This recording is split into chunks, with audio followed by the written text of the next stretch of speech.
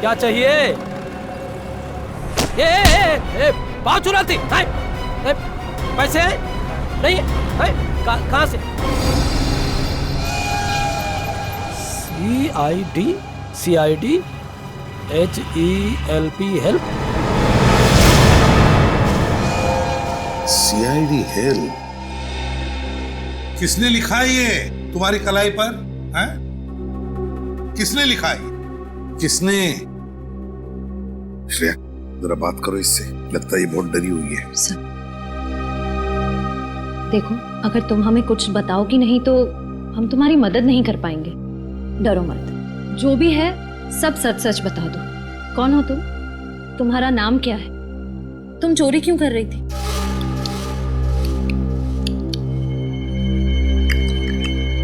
Sir ये कौन सी भाषा है?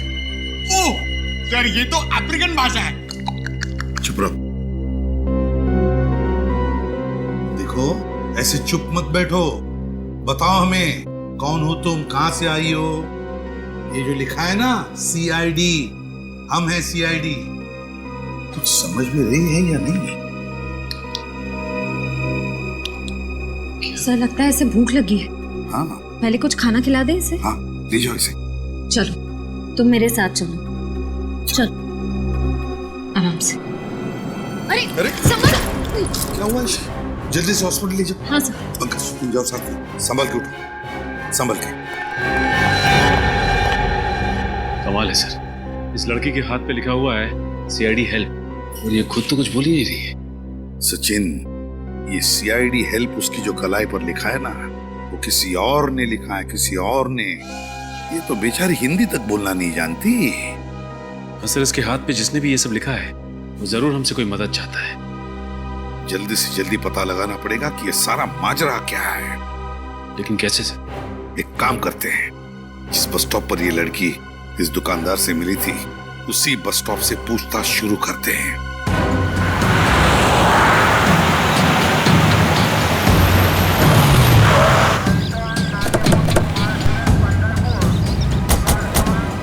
कहाँ पे सोई थी वो औरत? साहब उधर सोई हुई थी, ये सामने वाली दुकान मेरी है।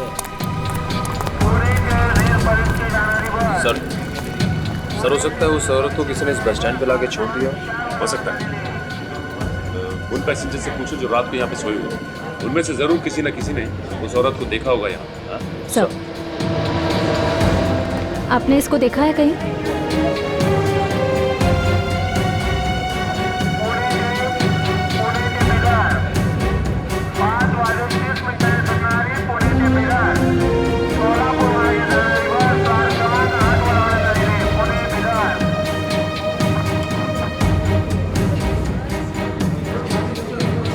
इस औरत को यहाँ पे बस स्टॉप पे देखा आप लोग ने? मैंने तो नहीं देखा, पर एक भिखारिया सोता है रात को, शायद उसने देखा होगा। बताओ कहाँ है? आइए सर, यही है वो आदमी। तो भाई साहब, इस औरत को आपने यहाँ पे बस स्टॉप पे देखा था क्या? हाँ देखा ना साहब, इधर ही जमीन पे लेटी थी।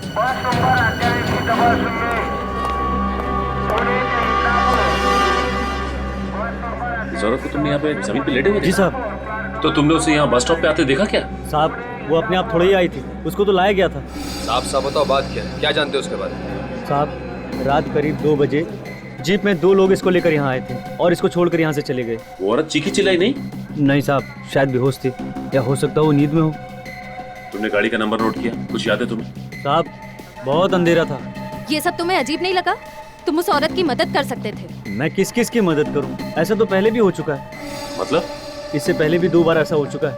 कुछ लोग औरत को लेकर यहाँ आते थे और छोड़कर चले जाते थे। मैं खुद की मदद नहीं कर सकता साहब, तो उसकी क्या मदद करेगा? इसका मतलब इससे पहले भी 2 औरतें उस दरिंदे का शिकार हो चुकी हैं। लेकिन सर अभी तक हमारे पास उन दोनों औरतों के गायब होने की जानकारी नहीं है। हाँ, क्योंकि उन दोनों के हाथ पे CID हेल्प नहीं लिखा हुआ था। सर अब क्या करें? उस औरत के होश में आने का इंतजार। सालुंके साहब उस औरत के साथ में ही हॉस्पिटल में जहाँ पे उसका इलाज चल रहा है। अब इस केस की तह तक सालुंके साहब ही पहुंचा सकते हैं। अब कैसी तबीयत है इसकी? पहले से बेहतर है बस। और क्या बता सकता है इसके बारे में? बस 2 बातें पता चली हैं। एक तो ये कि इसके खून में हमें एक ऐसी दवाई मिली है जिसकी वजह से ये अपनी याददाश्त खो बैठी है। सर इसीलिए इससे अपना नाम नहीं याद आ रहा था। ये कौन है, कहाँ से आई है, इसके साथ क्या हुआ है, इसे कुछ पता नहीं। इस औरत की पूरी तरह से याददाश्त चली गई है, तो फिर ये औरत जरूर कुछ न कुछ तो जानती है, कोई ऐसा राज जो कोई नहीं चाहता उसका पर्दाफाश हो। पर हम उस राज का पता तो लगा ही लेंगे, और किसका राज है ये भी पता लगा लेंगे। और दूसरी बात ये बॉस कि इसके पेट की सर्जरी की गई है, इसका पेट काटा गया है और लगभग 25-30 घंटे पहले ही वापस से टांके लगाकर पेट सिला गया है, वो भी सस्ते वाले नायलॉन धागे से। पेट को काटा है तो कहीं इसका कोई ऑर्गन तो नहीं निकाल लिया? इसके किसी अंग की चोरी नहीं हुई है। तो फिर क्या हो सकता है? क्यों काटा होगा इसका पेट? ये बात अभी पता नहीं लगी है। सर इस औरत को तो कुछ याद ही नहीं है, अगर से होश भी आ गया तो भी हमें कोई जानकारी नहीं मिल पाएगी। पता लगा लेंगे निखिल, पता लगा लेंगे। वो दो औरतें, बिल्कुल ऐसी दो औरतें जिनको इसी हालत में छोड़ा गया था उस बस स्टॉप पर, उन दो औरतों के बारे में पता लगाओ। आसपास जितने भी हॉस्पिटल्स है वहां जाकर के पूछताछ करो, पता लगाओ उन दो औरतों के बारे में, कोई ना कोई सुराग तो जरूर मिल जाएगा।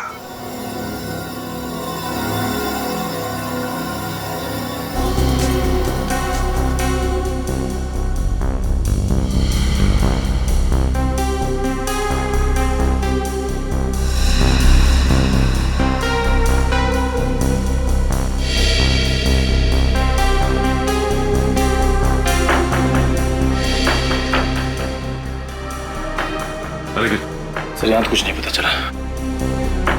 एक ही हॉस्पिटल बचा हुआ है अब, सिटी हॉस्पिटल, वहां चल के देखते हैं। सर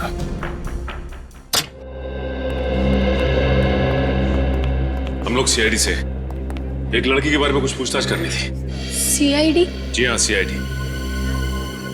इस फोटो को ध्यान से देखिए और बताइए कि क्या ये लड़की अपना इलाज करवाने के लिए आपके हॉस्पिटल में आई थी?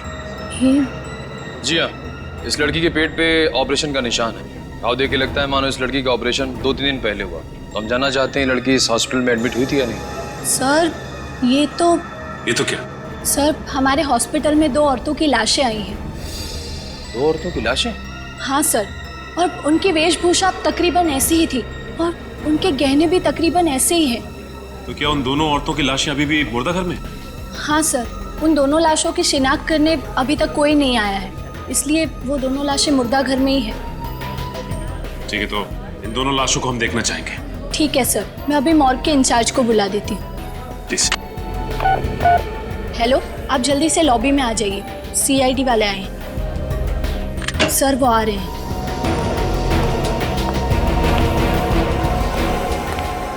सर। जी कहिए। आपके मुर्दाघर में जो 2 औरतों की लावारिश लाशें पड़ी हैं वो देखना चाहते हैं। ठीक है,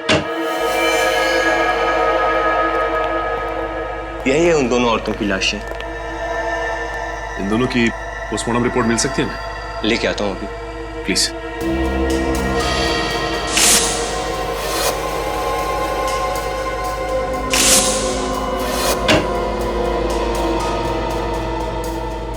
ये रही रिपोर्ट। निखिल, ये देखो, पोस्टमार्टम रिपोर्ट में लिखा गया है कि इनके पेट में जो घाव है वो ऑपरेशन की वजह से नहीं है, और जिस डॉक्टर ने पोस्टमार्टम किया है उसका भी यही कहना है कि इनका ऑपरेशन नहीं किया गया है। मतलब सर इनके शरीर से कोई भाग, कोई ऑर्गन निकाला नहीं गया? मतलब ये केस इलीगल ऑर्गन ट्रांसप्लांट का नहीं है, मामला कुछ और ही है। सर अगर इनके शरीर से कोई भाग निकाला नहीं गया है तो फिर इनका पेट काटा क्यों? यही तो मैं भी सोच रहा हूँ निखिल।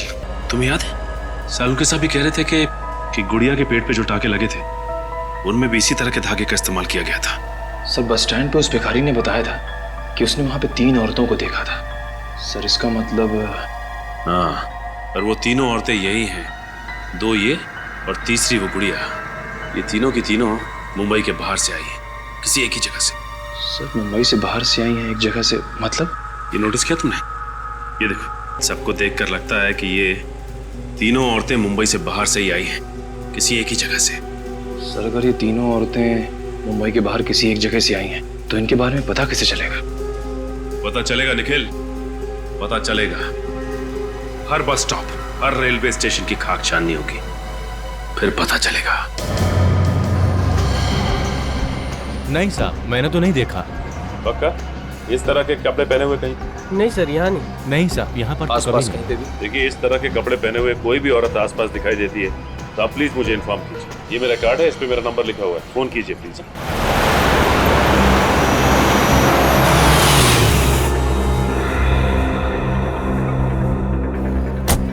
सर ये छठा बस स्टॉप है, लेकिन इस औरत के बारे में अब तक कुछ पता नहीं चला। पता चलेगा निखिल, हर बस स्टॉप पे पता करना पड़ेगा, जब तक ये पता नहीं चल जाता कि ये औरतें आ कहां से रही।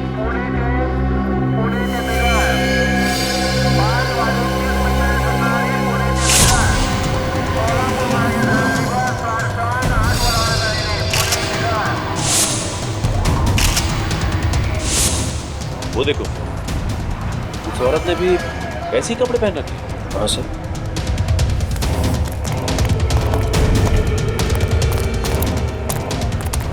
अरे यार सुनिए, देखिए घबराइए मत, हम लोग सीआईडी से। हाँ देखिए, डरिए मत, कुछ नहीं होगा आपको। इस औरत को देखिए, जानती हैं आप इसे? जानती? अच्छा ये बताइए कि आपका नाम क्या है, कहाँ से आई हैं आप? नीलगिरी के जंगले। नीलगिरी का जंगल? हाँ, आखिर इन भोली भाली अनपढ़ औरतों को नीलगिरी के जंगल से मुंबई क्यों लाया जा रहा है, और वो भी उनका बेवजह ऑपरेशन करने के बाद? कोई ना कोई राज तो जरूर छुपा है इस नीलगिरी के जंगल में, ये वहां जाकर ही पता चलेगा।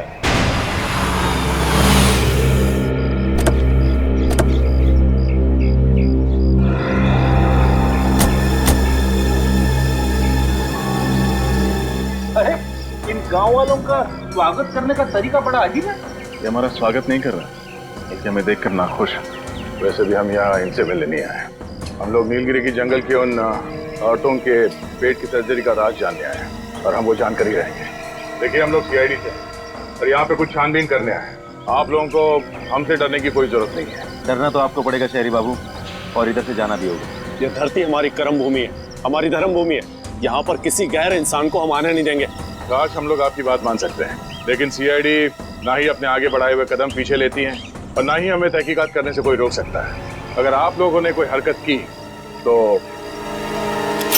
ठीक है, आप लोग अपना काम कर सकते हैं, लेकिन छानबीन करने से पहले आपको उनसे मिलना होगा। किससे मिलना पड़ेगा? आइए मेरे साथ। चलिए आइए।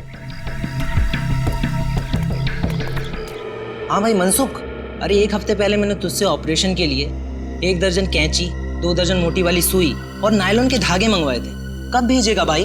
ठीक है, कल तक माल आ जाना चाहिए। मैं अभी रखता हूँ।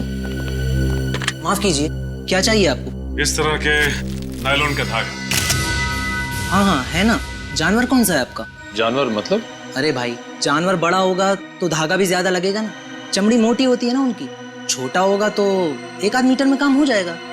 मतलब ये धागा सिर्फ जानवरों पे इस्तेमाल किया जाता है? जी हाँ, आपको ये बात मालूम नहीं थी क्या? देखिए, हम लोग सीआईडी से। सीआईडी? जी हाँ, सीआईडी। हमारी जानकारी के हिसाब से ऑपरेशन करने के लिए इस तरह का धागा सिर्फ आपके पास मिलता है। बात तो ठीक है, लेकिन हुआ क्या है?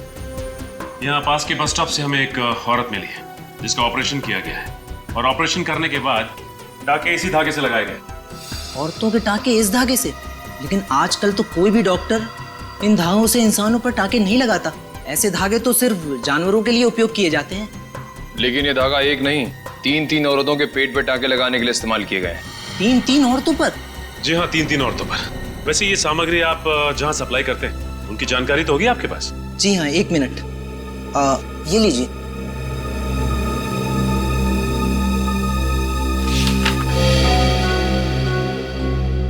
सर, ज्यादातर ऑपरेशन का सामान बड़े बड़े क्लिनिक और सरकारी हॉस्पिटल में भेजे गए। सर, ऐसे हॉस्पिटल तो कानून का पालन करते ही होंगे। हाँ वो तो ठीक है, लेकिन ये देखो, बहुत से दवाखाने हैं जिनका लाइसेंस नंबर नहीं लिखा गया है यहाँ पे। इसका मतलब ये डॉक्टर्स गैर कानूनी तरीके से डॉक्टरी कर रहे हैं। सर हो सकता है सर, लेकिन इस रजिस्टर में उनका नाम है पता नहीं है। क्या चल रहा है? हाँ? चल क्या रहा? जिन दवाखानों का लाइसेंस तक नहीं है आप उन्हें माल सप्लाई कर रहे हैं, और जिनको माल सप्लाई कर रहे हैं उनका पता तक नहीं है आपके पास। वो क्या, आपसे तो बाद में निपटते हैं। उससे पहले शहर के जितने भी दवाखाने हैं जिनका लाइसेंस नहीं है वहां पे छापा मारते हैं, वहीं से कुछ ना कुछ पता चलेगा। देखो रामू, ये कोई आम खांसी नहीं, टीबी वाली खांसी है। अगर सही समय पे मेरे पास नहीं आते तो 15-20 दिन के लिए अस्पताल की खटिया पकड़नी होती। ये दवा लो, सुबह शाम खाने के बाद ले लेना, ठीक हो जाओगे। जी नमस्कार। छुट्टन, मैं ना कहता था, दद्दू बिल्कुल सही कहते थे, डॉक्टर भगवान का रूप होता है। बड़े भैया आप सही कह रहे हैं, दाम जैसे गरीबन के लिए डॉक्टर बाबू कितना कुछ नहीं करते। नहीं भाई, ऐसी कोई बात नहीं। भगवान का दिया हुआ सब कुछ है हमारे पास, इसलिए जन सेवा करते हैं। बताइए, आप दोनों में से कौन बीमार है? अब बीमार तो कौन नहीं है डॉक्टर साहब, अब बस थोड़ा सुख सुविधा का बंदोबस्त हो जाए, आपका कृपा हो जाए। मैं समझा नहीं। छुट्टन, क्या है डॉक्टर साहब के औरत का पेट का ऑपरेशन करवाना है। ऑपरेशन? अरे औजार वगैरह तो है, बस ऑपरेशन कर दीजिए। देखिए, मैं ऑपरेशन नहीं करता, मगर आपके पास अगर कोई डॉक्टर है तो मैं अपना ऑपरेशन थिएटर भाड़े पे दे सकता हूँ। साहब डॉक्टर तो हमारा कोई नहीं है, एक मित्र है हमारे, लेकिन क्या है कि डॉक्टरी का लाइसेंस नहीं है उनके पास। चलेगा? चलेगा। यहाँ पे जो भी डॉक्टर ऑपरेशन करता है उसके पास लाइसेंस नहीं रहता। तो मतलब कोनो टेंशन वेंशन नहीं है? ये कोई नई बात नहीं है, हर महीने एक आध पार्टी आ जाती है ऐसा ऑपरेशन करने। अच्छा, महीने में कौन कौन आता है, कुछ बताएंगे का? तुम्हें क्या लेना देना उसे? ऑपरेशन करवाना है तो बोलो, 1 घंटे के 20,000 रुपए। 20,000? बड़े भैया, डॉक्टर बाबू को कितने साल का सजा होगा हवालात में? यही तकरीबन 20 साल का तो होगा। 20 साल? डॉक्टर बाबू क्या बकवास कर रहे हो तुम? एक तो मैं तुम्हारी मदद कर रहा हूँ और तुम मुझे धमका रहे हो। कौन हो आप लोग? डॉक्टर साहब का है कि आपके पास जो डॉक्टर्स आते हैं ना, उनके पास लाइसेंस नहीं होता है, लेकिन क्या है कि हमारे पास आपको पकड़ने का लाइसेंस है। ये देखिए। सीआईडी? सीआईडी। सर मुझे माफ कर दीजिए, मुझसे गलती हो गई। माफ कर दीजिए। पहले बता, महीने में कौन कौन आता है एक बार यहाँ पे ऑपरेशन करवाने के लिए गैर कानूनी तरीके से? सर गांव के 2-4 गुंडे गांव की कुछ औरतों को लेके आते। गांव की औरतों को लेके आते हैं या फिर जंगल की औरतों को? शायद जंगल में रहने वाली औरतें, लेकिन किस चीज का ऑपरेशन होता है वो मुझे नहीं मालूम। देख, सच बोल, झूठ मत बोल, समझा? सर मैं सच कह रहा हूँ, मैं पैसे लेके 2 घंटे के लिए बाहर चला जाता हूँ। और क्या पता है उसके बारे में? सर एक बात है, जो भी औरतें अपने ऑपरेशन करवाने के लिए आती थी वो अपनी मर्जी से आती थी। अपनी मर्जी से आते? बिना जोर जबरदस्ती के? सर ये कैसे मुमकिन हो सकता है? उन गुंडों की तस्वीर बनवानी होगी आपको। जी सर, जो भी आप कहेंगे। एक बात समझ में नहीं आ रही है, कोई भी औरत जानबूझकर अपने आप को मौत के मुंह में क्यों डालेगी? अरे क्या कर रहा है? वनराज भाई, ये शहरी बाबू लोग कह रहे हैं कि ये सीआईडी से हैं और यहाँ छानबीन करने आए हैं। तो आप है इस गांव के करता धरता वनराज भाई।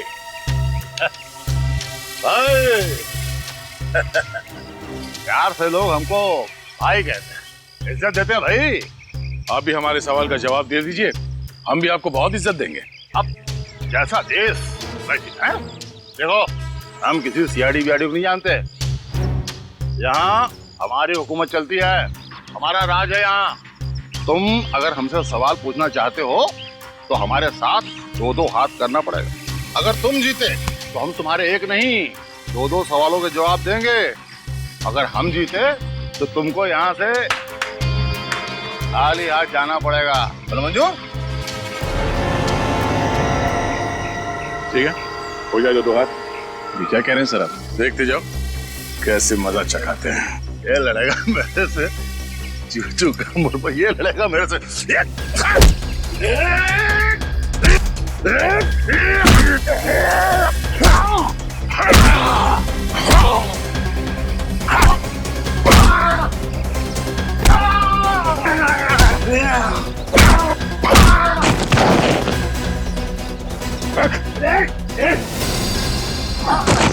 अब मेरे सवालों का जवाब देगा, हाँ? या और खातिरदारी करो तेरी?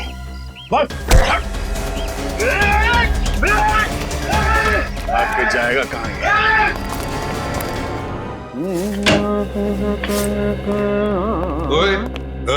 ये क्या, ये सुनने के लिए तूने जल्दी बुलाया हमको? तेरा गाना? अरे गा नहीं रहा हूँ बॉस, गुनगुना रहा हूँ। दोनों में फर्क होता है। और बुलाया मैंने आपको इसलिए ताकि आपसे ये सुन सकूं, वाह सालुखे, कुछ बात है तुझमें। वाह सालुंके, कुछ बात है तुझ में, ऐसे मैं कहूँ। हाँ। क्यों? तूने ये पता लगाया कि इन औरतों के ऊपर ये जो सर्जरी के निशान है वो क्यों है? पता लगा लिया मैंने, पता लगा लिया है कि इन दोनों के पेट पर वो सर्जरी का निशान कैसा है। मतलब डॉक्टर सालुंके ने अपना दिमाग लगा लिया। हाँ। क्या पता लगा लिया आपने? इन दोनों औरतों का इस्तेमाल इंसानी कुरियर की तरह से हो रहा था। क्या? इन औरतों को इंसानी कुरियर की तरह इस्तेमाल किया गया? हाँ, इन दोनों के पेट को काट कर कोई चीज जबरदस्ती इनके पेट के अंदर रखी गई और फिर पेट को सिल दिया गया। और दोनों के पेट पर 2-2 बार काटने के निशान हैं, 2 बार के टांके हैं, अलग अलग किस्म के। मतलब सर? मतलब ये कि पहले इनके पेट को काट कर कोई चीज जबरदस्ती इनके पेट के अंदर रखी गई और पेट को सिल दिया, और बाद में टांके काट कर वो चीज बाहर निकाली गई और फिर से टांके लगा करके पेट को सिल दिया गया। मतलब इन बेचारी औरतों को स्मगलिंग के लिए इस्तेमाल किया गया। लेकिन तुझे पता कैसे चला सालुंके? बॉस, जब वो चीज जबरदस्ती इनके पेट के अंदर रखी गई तो इनके पेट की कुछ मांसपेशियां फट गई थी और उसमें जगह बन गई कुछ रखने के लिए। हाँ। सर, अगर ये पहली औरत के साथ भी ऐसा ही हुआ तो पता कैसे नहीं चला? वो इसलिए कि जब उस औरत को अस्पताल में लाया गया वो जिंदा थी, और जब तक मैं उसकी जांच करता उसकी मांसपेशियों के घाव अपने आप भर गए थे। लेकिन इन दोनों औरतों को अस्पताल में जब लाया गया ये मर चुकी थी, इसलिए घाव भरने का कोई सवाल ही पैदा नहीं होता। स्मगलिंग करने के बहुत सारे तरीके आज तक देखे, लेकिन सबसे अजीब तो ये है। डॉक्टर साहब, इनके पेट में रखा क्या गया था? वो पता नहीं चल पाया, वो पता लगाना पड़ेगा। हाँ सर, ये तो पता लगाना ही पड़ेगा कि आखिर ये तस्करी किस चीज की हो रही थी।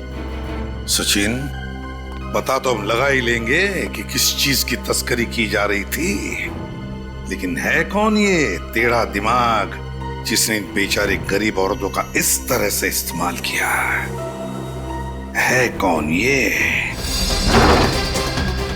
मनराज, ये कर नीचे, कर नीचे। माफ कर दो, गलती हो गई साहब, गलती हो गई साहब, माफ कर दो। क्यों पहलवानी भूल गए? साहब मैं डर गया था साहब, मैं अपने लोगों के सामने अपनी नाक कैसे कटा सकता साहब, इसीलिए मैंने उन लोगों के सामने आपसे 2-2 हाथ करने की चुनौती दी थी साहब। आप जीत गए साहब, मैं हार गया साहब, माफ कर दो साहब। तो तुम वहां से भागे क्यों? मैं डर गया था साहब। सच्ची बताऊं साहब, मैं जंगल की लकड़ियां काट करके उसकी तस्करी करता हूँ साहब। मुझे नहीं मालूम था साहब इतने से जुर्म के लिए सीआईडी वाले मुझे पकड़ने के लिए यहाँ तक आ जाएंगे साहब। ये लो, हम लोग जंगल के औरतों की बात कर रहे हैं और ये जंगल के लकड़ियों की बात कर रहा है। जंगल की औरतें? मैं कुछ समझ नहीं साहब। इसे जानते हो? ऐसी औरतों को नीलगिरी के जंगल से मुंबई लाया जाता है, इनका पेट काट के टाके लगाए जाते हैं। पेट के टाके?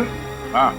मैं ऐसा कुछ नहीं जानता साहब, मैं सच्ची बताऊं साहब, अगर हमारे गांव में कोई अनजाना आदमी घुस जाता तो हम लोग उसको चेतावनी देकर के छोड़ देते हैं, लेकिन ये नीलगिरी के लोग बहुत खतरनाक लोग हैं साहब। एक बार मैंने अपने कुछ साथियों को नीलगिरी के जंगल में भेजा था कब्जा करने के लिए, पता नहीं साहब वो कहाँ गए, आसमान खा गया कि जमीन निकल गया, आज तक वापस नहीं आया था।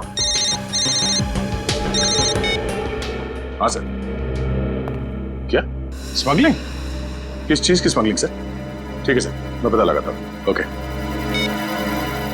एसीपी साहब का फोन था, उन औरतों का पेट काट कर उनमें कोई चीज रखी जाती थी स्मगलिंग करने के लिए। मनराज, नीलगिरी के जंगल में ऐसे कौन सी कीमती चीज है जिसकी तस्करी के लिए कोई इतनी घिनौनी हरकत करेगा? ऐसी कोई चीज है नहीं साहब, मैं इस जंगल के चप्पे चप्पे से वाकिफ हूँ साहब। अगर यहाँ ऐसी कोई चीज होती तो मैं जंगल की लकड़ी की तस्करी क्यों करता साहब? हाँ, पुरातत्व विभाग के कुछ लोग यहाँ पे आए थे, 3 साल तक उन्होंने खोजबीन की, लेकिन उनको भी कुछ नहीं मिला था। कब हुआ था ये सब? पुरातत्व विभाग वाले लोग कुछ 5 साल पहले आए थे साहब, 3 साल तक उन्होंने इस जंगल के चप्पे चप्पे को खोजा साहब, उनको कुछ नहीं मिला साहब। सर, बहुत ही अजीब बात है, जब ये जंगलवासी किसी बाहर वाले को जंगल में जिंदा ही नहीं छोड़ते थे, तब 3 सालों तक उन्होंने आर्कियोलॉजिस्ट को यहाँ काम कैसे करने दिया? उस आर्कियोलॉजिस्ट का पता लगाना होगा जिसने नीलगिरी के जंगल में इतना समय बिताया, वो इस जंगल के चप्पे चप्पे से वाकिफ है। रजत, काम करो, जंगल की तलाशी लेने की तैयारी करो। आप? जी, मैं सुष्मिता, निशिकांत की पत्नी। अच्छा, हमें निशिकांत जी से ही मिलना है। लेकिन वो तो 2 साल पहले ही गुजर गए।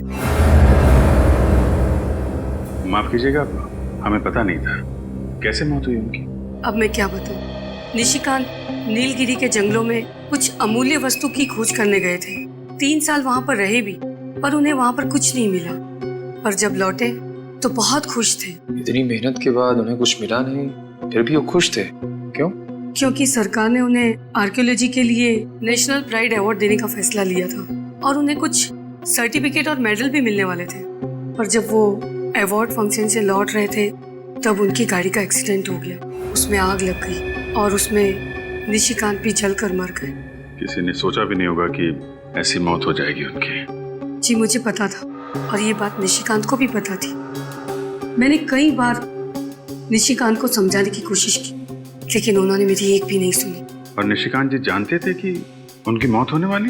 जी, आखिर नीलगिरी के जंगल के अभिशाप से कब तक बचे रहते वो? ये कैसी बातें कर रही हैं सुष्मिता जी? आप इतनी पढ़ी लिखी होकर आप श्राप अभिशाप ऐसी बातों पे यकीन रखती हैं? मुझे ज्ञान है तभी तो विश्वास है। उस खौफनाक अभिशाप के मुताबिक उस जंगल वासियों के अलावा जो भी कोई उस जंगल में घुसने की कोशिश करेगा तो नीलगिरी जंगल के देवता उस पर क्रोधित हो जाएंगे और उसे कभी क्षमा नहीं करेंगे। आग की बारिश करके नीलगिरी जंगल के देवता उस पापी को जलाकर राख कर देंगे और निशिकांत की मौत भी जलने से हुई है।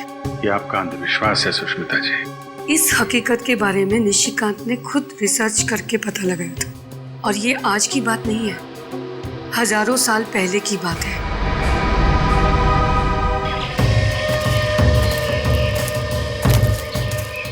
सर, जंगलों में जंगली जानवर होते हैं ना? रेडी, जंगली जानवर तो जंगल में ही होंगे ना। ये बात तो है सर, मगर उन जंगली जानवरों ने हम पर हमला कर दिया तो? Yes sir. क्या? जी। क्या हुआ सर? एसीपी सर का फोन था, उन्होंने उस प्राचीन कार उस आर्कियोलॉजिस्ट के बारे में पता लगा। उसकी तो 2 साल पहले ही मौत हो चुकी है। ये तो बहुत बुरा हुआ। सो तो है विनीत। एसीपी सर ने यह भी बताया कि 2 साल पहले उनको सरकार की ओर से कोई पुरस्कार दिया गया और जब पुरस्कार मिलने के बाद वो घर लौट रहे थे तो रास्ते में उनकी गाड़ी को आग लग गई और जल के वो मर गए। उनकी पत्नी का कहना है कि नीलगिरी के जंगल में जाने की वजह से उन्हें श्राप लगा। कैसा श्राप? फ्रेडी, उनकी पत्नी का मानना है कि नीलगिरी के जंगलों में जंगली लोगों के अलावा अगर कोई और जाता है तो उसे जंगल के देवता का श्राप लगता है, उस पर आग की बारिश होती है। अरे बाप रे, फिर तो हमको भी श्राप लगेगा और हम पर भी आग की बरसात होगी। क्या फ्रेडी, भी ऐसी चीजों में मानते हो क्या? नहीं सर, वो बात नहीं है, मगर सावधानी बरतने में ही समझदारी है ना।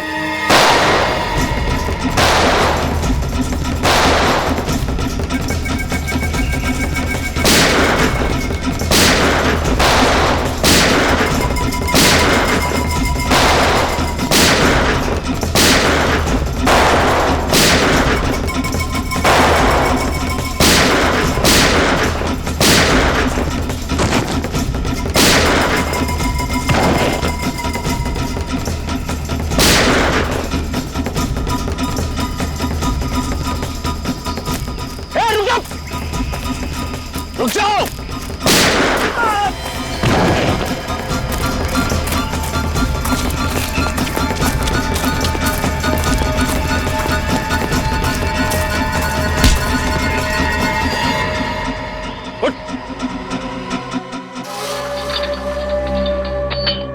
मैं आखिरी बार पूछ रहा हूँ, पता क्यों मारना चाहते थे हमें? अरे यार, ये कब से टाक टुक किए जा रहा है। सरल सीधी हिंदी भाषा नहीं आती क्या?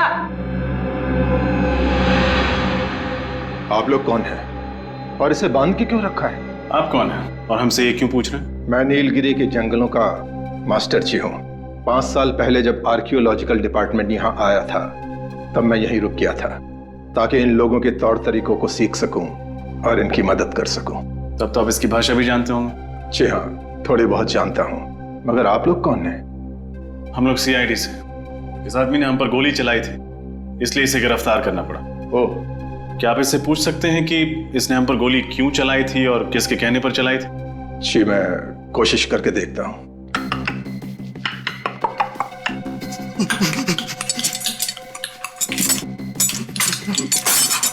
ये क्या कह रहा है? मैं समझने की कोशिश कर रहा हूँ मगर ठीक से समझ नहीं पा रहा हूँ। आपको देखकर ये बिल्कुल सहम गया है। मैं इन लोगों का ख्याल रखता हूँ, बीमारी में इनकी सेवा करता हूँ, इसलिए जंगल के वासी मेरा आदर सम्मान करते हैं। इसके हाथ पर ये गोदन है, कम से कम इसका मतलब तो समझा सकते हैं आप? देखिए, जैसा कि मैंने कहा, मैं ठीक से तो नहीं जानता, कोशिश करके देखता हूँ।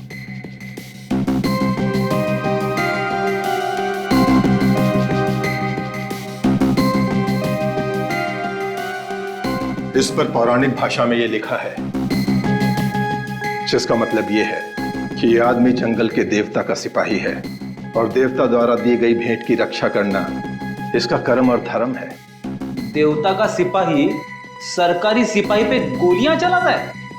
ये लोग इस जंगल को अपनी जन्मभूमि मानते हैं और इसकी सुरक्षा करना अपना कर्तव्य समझते हैं। इन लोगों का मानना है कि अगर बाहर का कोई इंसान इस जंगल में प्रवेश करेगा तो जंगल के देवता नाराज हो जाएंगे और उन पर आग की बारिश होगी।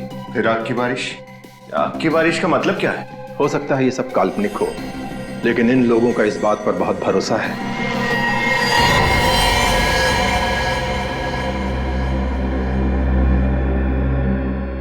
ये तो मर गया। मर गया? अरे ये तो सही सलामत। क्या हो गया इसे? लगता है इसे जंगल के देवता का श्राप लग गया। मास्टर जी, आप भी इन बातों पर विश्वास करते हैं? देखिए, आप लोग जैसा समझना चाहते हैं समझ लीजिए, लेकिन मुझे ऐसा लगता है कि इसने आप लोगों से बातचीत की, इसलिए गांव के देवता का श्राप इसको लग गया। मास्टर जी, कोई श्राप नहीं होता। विनीत, डॉक्टर साळुंके को फोन लगा, वो यहाँ आएंगे और बताएंगे कि इसकी मौत कैसे हुई। May I come in, please? अरे आइए आइए, आपको कौन रोक सकता है? खुश हो गया। क्या बोला? नहीं तो कुछ नहीं। अच्छा, मैं वो जानने के लिए आया था कि वो नीलगिरी वाले केस का मसला सुलझा क्या? टाइम पास करने आया? नहीं, टाइम पास नहीं यार, जो पूछ रहा हूँ बताओ ना। वो आग की बारिश वाली गुत्थी सुलझी कि नहीं? साळुंके, तू आग की बारिश की बात ही मत कर, दिमाग खराब हुआ है मालूम है? पर वो आर्कियोलॉजिस्ट की बीवी, उसके बाद वो नीलगिरी का मास्टर जी, और अब तू। यार तू भी कैसा आदमी है, ऐसे पौराणिक चीजों पर विश्वास रखता है तू? आग की बारिश? अरे विश्वास नहीं रखता बॉस, बल्कि मैं ये बताने के लिए आया हूँ कि वो आग की बारिश आखिर है क्या चीज। और तो फिर बता ना। अरे आग की बारिश तो मेरी जेब में है। ये जरा पेन ड्राइव लगाओ कंप्यूटर में। सर। आओ।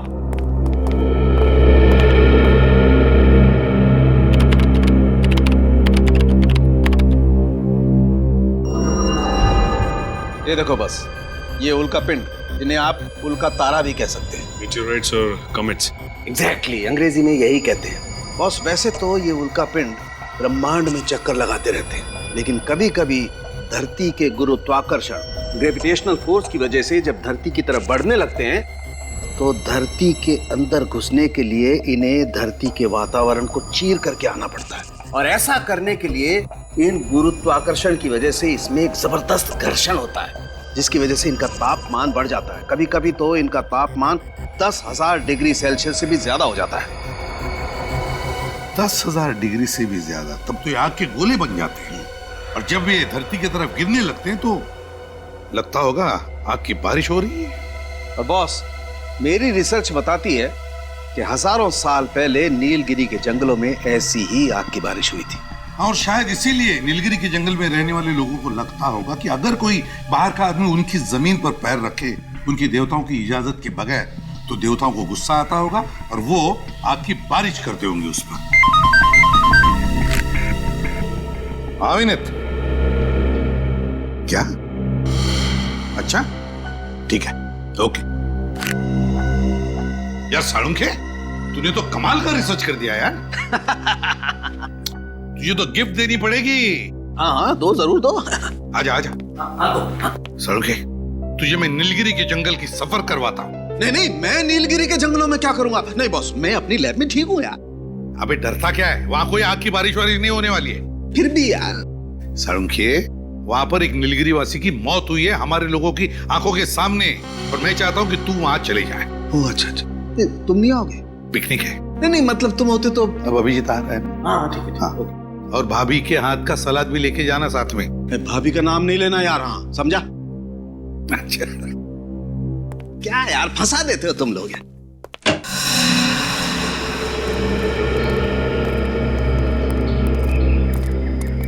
भाई साहब, 3 लस्सी देना। चलिए साहब।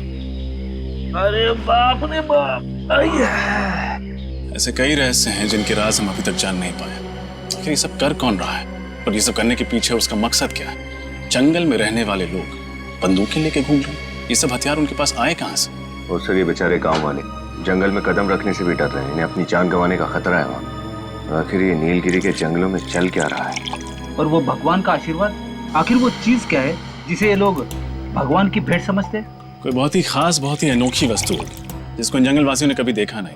और कोई तो कारण है जिसकी वजह से इन जंगल वासियों को लगता है कि भगवान ने ये वस्तु खासकर उन्हीं के लिए भेजी है। और वो आदमी जिसे हमने जंगल में पकड़ा था, वो जंगल का सिपाही था। जंगल वासियों ने उसे उस खास पेट की रक्षा के लिए तैनात किया हुआ था। मुझे लगता है ये जंगल वाले अनपढ़ हैं, नासमझ हैं। जरूर कोई आदमी है जो इनके दिमाग में चीजें डाल रहा है, लेकिन कौन? सर, मुझे लगता है सब जानने के लिए हमें जंगल में छापा मारना चाहिए। हमें अपनी पूरी ताकत और पूरी तैयारी के साथ जंगल में जाना ही होगा। हाँ सर। मेरे दिमाग में भी यही बात चल रही है विनीत। जब तक हम उस जंगल की खाक नहीं छानेंगे तब तक ये राज राज ही रहेगा। लेकिन मुझे चिंता है जंगल में रहने वाले औरतों की, बच्चों की। छापा मारते वक्त कहीं उन्हें कुछ ना हो जाए। ये लो, आपको दे दो। कर दिया सत्यानाश। अब ये दही के पैसे कौन भरेगा? आप इस पर गुस्सा मत कीजिए, इसे जाने दीजिए। पैसे हम भर देंगे। लो, इन लोगों को भगवान का प्रसाद समझो जो आज तुम इनकी वजह से बच गए। मेरी तबीयत खराब है, मैं घर जाना चाहता हूँ। तबीयत ठीक नहीं थी, पहले बोलना चाहिए था ना। जाओ यहाँ से, नहीं तो और सामान का नुकसान करोगे। अरे जल्दी जा भाई। ये लड़का मुझे कुछ गड़बड़ लग रहा है। मैं देखते ही ऐसे चला क्यों गया? पीछा करते हैं इसका। रक्षा करनी होगी, रक्षा करनी ही होगी। अजीब आदमी दिखाई नहीं देता है क्या? माफ कीजिएगा।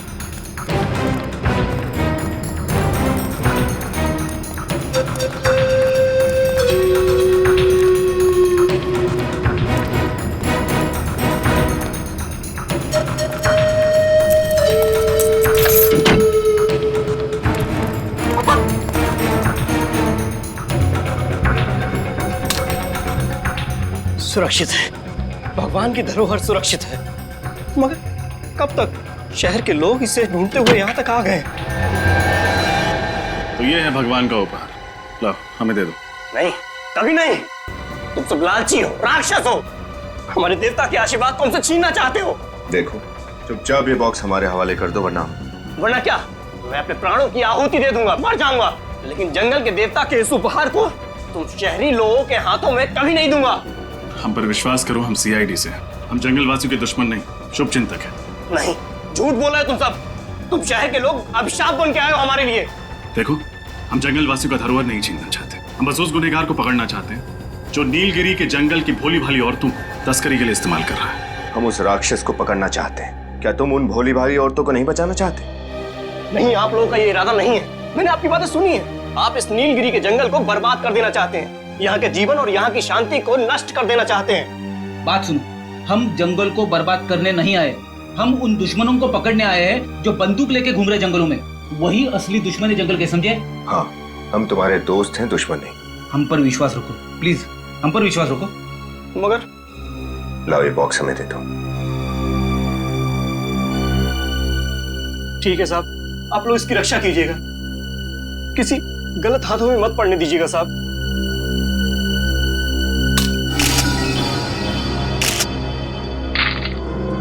ये बैंगनी पत्थर, इसे तुम भगवान का उपहार मानते हो? इन बैंगनी रंग के पत्थरों को तुम भगवान की भेंट समझते थे? आपको कदर नहीं है इनकी साहब। ये उपहार है भगवान का हमारे लिए, ऊपर से गिरे हैं ये साहब। चमत्कार है ये साहब, भगवान का चमत्कार हमारे लिए। सारंगे साहब, यस सर, आप सेफ हाउस पहुंचे। क्या बात है डॉक्टर साहब, आप इस पत्थर को इतने गौर से क्यों देखे जा रहे हैं? इस पत्थर में कोई खास बात है क्या? खास बात, बहुत ही खास बात है। ये टेफाइट पत्थर है और बहुत ही कीमती है। क्या ये पत्थर कीमती है? 1 ग्राम टेफाइट की कीमत कम से कम 10 लाख रुपए होती है। अरे बाप रे! और ये जो सारे पत्थर तुम लोगों को मिले हैं, इनकी कीमत कम से कम 25 से 30 करोड़ रुपए है। सर, फिर तो जरूर इन्हीं अमूल्य टेफाइट पत्थरों को औरतों के पेट में छिपाकर उनकी तस्करी का रैकेट चलाया जा रहा था। हाँ, तुम बिल्कुल ठीक कह रहे हो। इन पत्थरों की ही तस्करी हो रही थी उन औरतों के जरिए। हमें यह पता करना चाहिए कि इन पत्थरों की तस्करी के पीछे किसका हाथ है। लेकिन ये पत्थर नीलगिरी के जंगलों में आए कहां से? वर्षों पहले जिस मीटियोर की वजह से आग की बारिश हुई थी, ये उसी के टुकड़े हैं जो जमीन पर गिरकर टेफाइट पत्थर में बदल गए। हमें नीलगिरी के जंगलों में एक बार फिर से जाकर के उस जमीन की अच्छी तरह से जांच करनी चाहिए। हम नीलगिरी के जंगल में जाएंगे जरूर, पर पूरी तैयारी के साथ।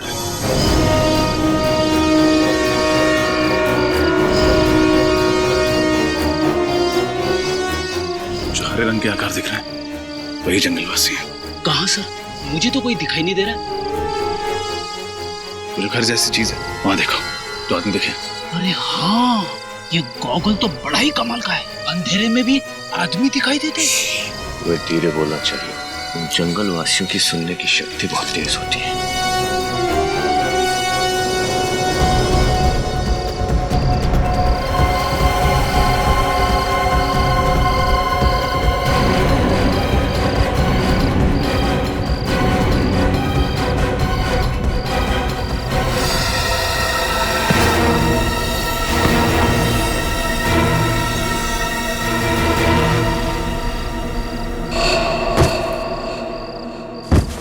अंदर चल के देखते हैं।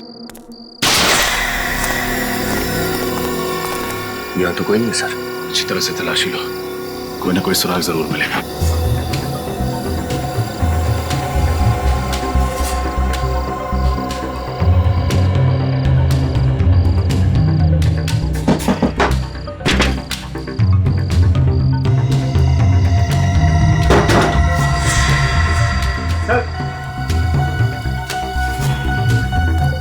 ये देखिए सर,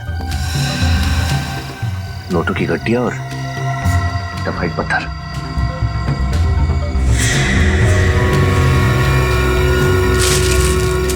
इतने सारे टफाइट के पत्थर, इनकी कीमत तो करोड़ों में होगी। ऐसा कौन हो सकता है जो नीलगिरी की अमूल्य अमानत को चुराने की साजिश कर रहा है? लगता है कोई। अरे ये कौन है? खोलो इन्हें, गलती से जंगल में आ गए होंगे और जंगल वासियों ने इन्हें यहाँ जबरदस्ती बंदी बना के रखा होगा। पानी पानी पानी पानी पानी।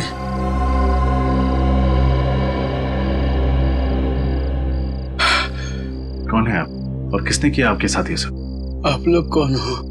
हम लोग सीआईडी से, हमने यहाँ जंगल पे छापा मारा। भगवान का लाख लाख शुक्र है, आपको मेरा संदेश मिल गया। वो आप हैं जिसने उस औरत की कलाई पर सीआईडी हेल्प लिखा था? मैंने ही वो संदेश लिखा था। मैं एक डॉक्टर हूँ। 2 साल पहले नीलगिरी में मुझे भेजा गया था। जंगल वासियों की तबीयत बहुत बिगड़ गई थी, लेकिन मुझे अगवा कर लिया गया और 2 साल तक मुझे इसी तरह बंदी बना कर रखा था। किसने अगवा किया था आपको? पता नहीं, मैंने उनका चेहरा नहीं देखा है।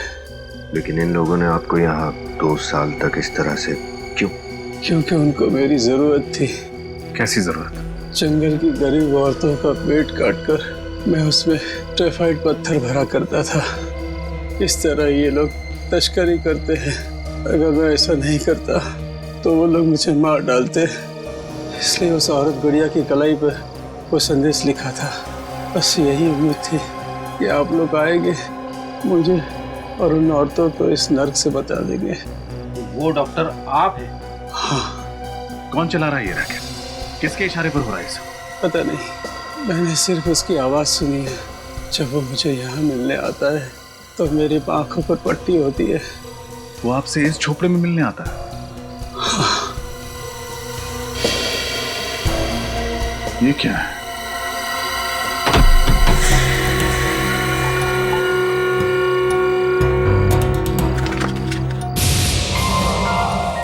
सर्टिफिकेट।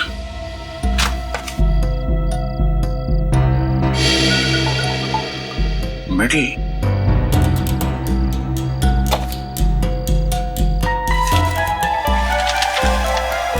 तो ये है,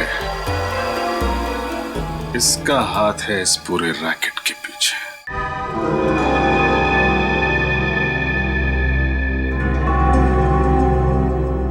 अरे डॉक्टर साहब, इतनी जल्दी भी क्या है? देख लीजिए कहीं कोई जरूरी सामान छूट तो नहीं गया। जंगल के अंदर एक झोपड़ा, झोपड़े के अंदर एक बक्सा, बक्से के अंदर एक सर्टिफिकेट, एक मेडल और इनमें छुपा एक राज। क्यों डॉक्टर साहब? डॉक्टर साहब, बेटा मैं कोई डॉक्टर वॉक्टर नहीं हूँ। मैं तो इस गांव का गरीब मास्टर जी हूँ। मास्टर जी या फिर मास्टर माइंड? टाइफाइड की स्मगलिंग का रैकेट आप ही चलाते हैं ना? टाइफाइड जंगल से बाहर निकालने के लिए जंगल की मासूम औरतों का पेट काटकर उन्हें कुरियर का पैकेज बनाकर खुद मालामाल होना चाहते थे। ये कैसा आरोप लगा रहे हैं आप लोग मुझ पर? मैं तो गांव का एक गरीब मास्टर जी हूँ जो इस केस की तह तक पहुंचने में आप लोगों की मदद कर रहा हूँ। मुझे नहीं पता कि ये टेफाइट पत्थर है। ओ, हम तो भूल ही गए थे कि आप एक गरीब लाचार गांव वाले हैं। आपको कैसे पता होगा कि उस पत्थरों की कीमत क्या है? वही तो आप लोगों को गलतफहमी हुई है। गांव का बूढ़ा मास्टर इन पत्थरों की कीमत से अनजान हो सकता है, लेकिन डॉक्टर निशिकांत नहीं। नेशनल प्राइड अवार्ड जीतने वाले आर्कियोलॉजिस्ट को तो पूरा ज्ञान होगा, और होना भी चाहिए। एक कदम भी आगे मत बढ़ाना वरना। जरा ध्यान से देखो डॉक्टर साहब, हमारे हाथ में बंदूक है, ये चाकू हमारा क्या बिगाड़ लेगा? ये कोई आम चाकू नहीं है। इस चाकू की धार पे मैंने जहरीले पौधे का लेप लगाया हुआ है। ये वही जहर है जिससे उस आदमी की मौत हुई थी? हाँ, उस आदमी के हाथ का टैटू देखते समय मैंने उसके हाथ में छोटा सा पिन चुभो दिया था जिसमें ये जहर लगा हुआ था। कुछ ही पल में तुम भी ब्यूरो में कैद हो गए। इससे तो अच्छा होगा कि मैं अपनी जिंदगी खुद ही खत्म कर लूं।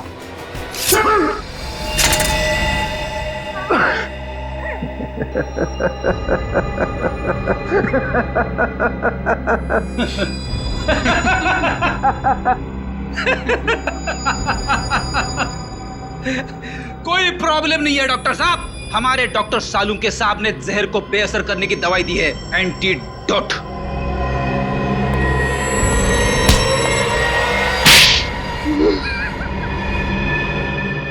बताओ, किस नाम से बुलाए तुमको? निशिकांत जी या फिर मास्टर जी? जब मैं नीलगिरी के जंगलों में प्राचीन चीजों की खोज के लिए खुदाई कर रहा था तो मुझे टेफाइट पत्थर मिला और उसे देखते ही मेरे मन में लालच आ गया, क्योंकि मैं जानता था कि वो पत्थर बहुत कीमती और बहुमूल्य है। और फिर मैंने उस बेशकीमती पत्थर को हासिल करने का एक प्लान बनाया। अपनी ही मौत का प्लान है ना? अपनी गाड़ी में बिठा दिया किसी को और लगा दिया आग। उस गाड़ी जलने की आग में जल गया निशिकांत और पैदा हुआ एक राक्षस, मास्टर जी। लेकिन एक बात समझ में नहीं आई कि नीलगिरी के जंगल के रहने वाले लोगों ने तुम्हें जंगल में वापस कैसे जाने दिया? खुदाई के दौरान मैं 3 साल तक वहां रहा था और मैंने उनके तौर तरीके सीख लिए थे। और जब मैं दोबारा वहां पहुंचा मास्टर जी के रूप में, तो मैंने उस बात का फायदा उठाया और उन लोगों की खूब सेवा की, जिससे वो लोग मुझ पर और ज्यादा भरोसा करने लगे थे। और उस भरोसे का गलत फायदा उठाया तुमने, टेफाइट की स्मगलिंग शुरू कर दी। लेकिन एक बात समझ में नहीं आई, स्मगलिंग करने के लिए क्या जरूरत थी? उन औरतों का पेट फाड़ने की और कोई तरीका नहीं था? और कोई रास्ता नहीं था मेरे पास, इसलिए मैंने नीलगिरी गांव के एक सामान्य से डॉक्टर को अगवा कर लिया। और गांव की औरतें जब अपने पेट के दर्द के इलाज के लिए वहां आती थी तो वो डॉक्टर उसके पेट की सर्जरी करके टेफाइट पत्थर को उसमें छिपा देता और फिर हम उसे शहद भेज देते थे। उन औरतों के घर वाले उनके बारे में पूछते नहीं थे? मैं उन्हें समझा देता कि वो जंगल के किसी जानवर का शिकार हो गई होगी और वो लोग आसानी से मेरी बात को मान लिया करते थे। और तुम्हारी इस गांव के क्लिनिक में पेट काट कर टेफाइट पत्थर भरे जाते थे, और जिस क्लिनिक में हम लोग गए वहां पे पेट काट कर ये पत्थर निकाले जाते थे, राइट? हाँ? पैसा पैसा पैसा! तुम्हारे इस पैसों की लालच ने न जाने कितनी निर्दोष औरतों की जान ली। इंसान के रूप में राक्षस राक्षस, और ऐसे राक्षस का अंत फांसी के फंदे पर ही हो।